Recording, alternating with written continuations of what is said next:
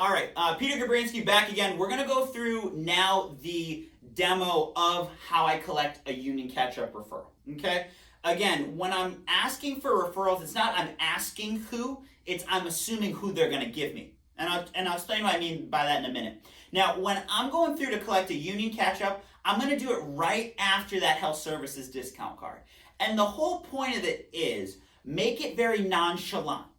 Not a big deal, right? If you try to make it a big deal, the client's going to feel like, whoa, this is a lot.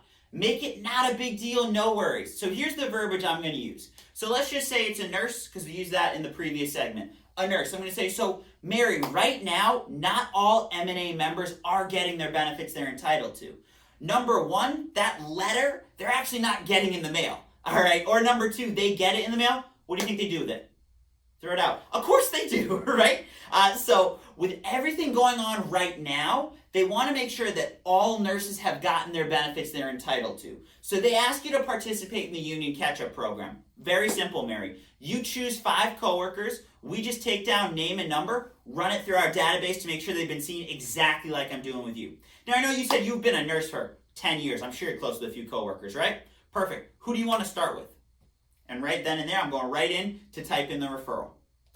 Now, the only rebuttals you'll really get from a nurse is they'll say, maybe I don't know anyone, or I don't like giving out numbers before checking. They say they don't know anyone, I'm going to say, Mary, you said you've been with the union for 15 years. I'm with you. Just run through your contacts, start with A, and then move your way down and see who pops out.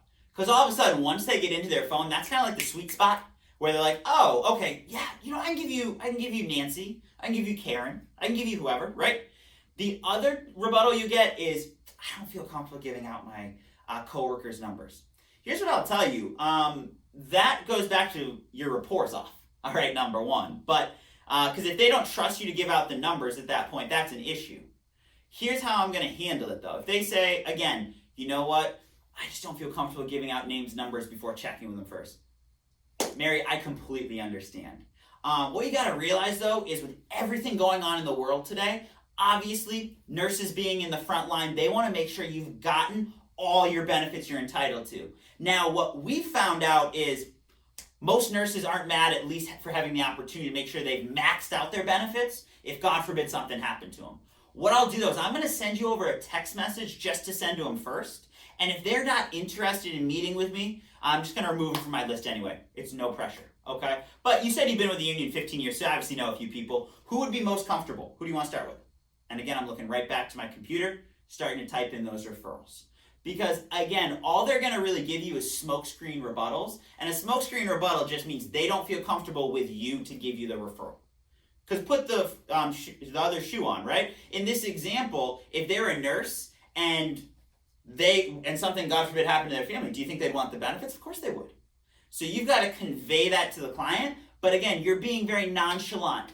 And the last piece about every referral type, especially a union catch-up, is I'm assuming who they're going to give me. I'm not asking them who they're going to give me. If you ask, do you know anyone? What's the easy answer? No, I don't know anyone. Versus, okay, who do you want to start with? Now it's like, okay, I'll start with my friend Joe, right?